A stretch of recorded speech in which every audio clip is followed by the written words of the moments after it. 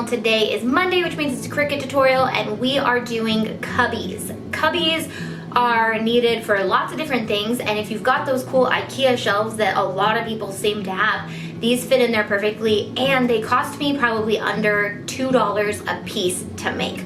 So they're definitely worth it. We're using iron-on in this video to label our cubbies. So if you need Cricut supplies or you don't know what a Cricut is and you want one, check out my channel, check out my blog, auntietay.com, for all of the dish, especially on how to save money on your new hobby if you haven't started it already.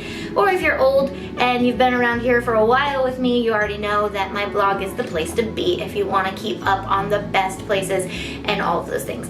So let's get going on these cubbies. Super cheap, super fun, super user-friendly.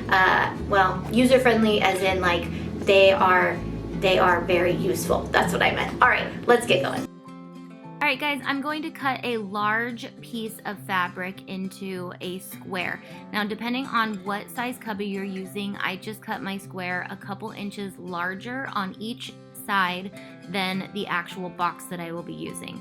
So what I did was measured the box and then added 2 inches on the right, 2 inches on the left, 2 inches on the bottom, 2 inches on the top.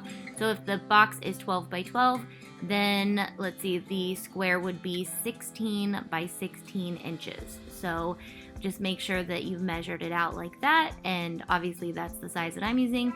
And you can also use the clip and tear method, which is just literally clip and tearing. So before we put this onto our cubby box, I'm going to decide if I want to iron on label it with iron on or label it with some other way before I put it on the box. So I'm just using iron on, literally, as it says iron on, but I'm actually using glitter iron on.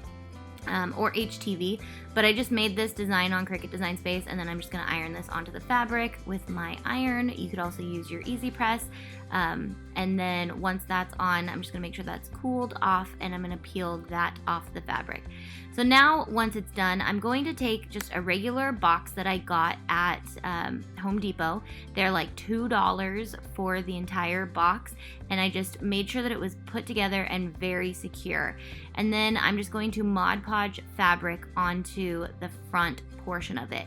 The only reason I do the front is because I like to change the boxes out a lot, and I also don't want to waste a bunch of fabric. I could cover this whole thing with fabric if I wanted to, but I find that if I just do the front, it also makes it so that I want to put my boxes away because they don't look as nice when they're out of the cubbies. So it helps me to remind me, put that away, so I don't have to look at the box itself.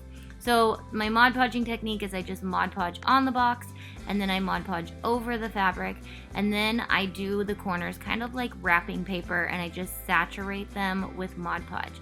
And then I will let that dry completely, and then I will flip it over to do the other side of the box.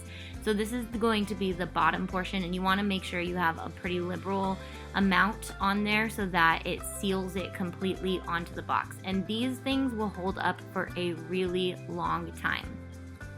All right, so to do the top, I just fold the top parts in and make sure that they stay in, and then I'm just going to Mod Podge the fabric down into the box, and also kind of like wrapping paper, but not as the same because you're not actually closing the box. So if you just watch it, you'll see what I'm talking about. So again, you just want to saturate the underside of the fabric and then also saturate the top of the fabric. This can get kind of finicky, but once you get it down, you'll realize that it is super stuck to the box. So then I'm just going to put a liberal amount in the corners like so, and then just make sure all of the fabric is stuck down completely to the box.